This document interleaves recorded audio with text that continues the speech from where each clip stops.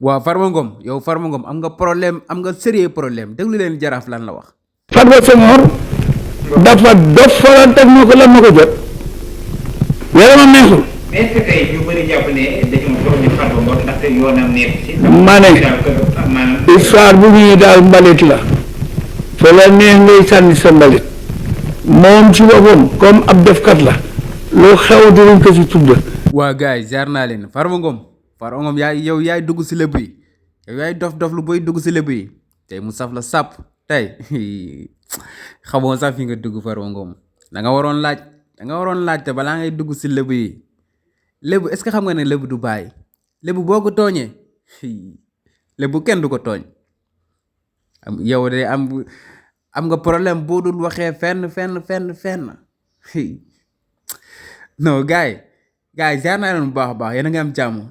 waaw képp koo xam ne daal gan nga ci chaîne bi yaa ngi soog a daal suñu vidéo abonné nga amee vidéo bi waaw Farba Ngom dugg nga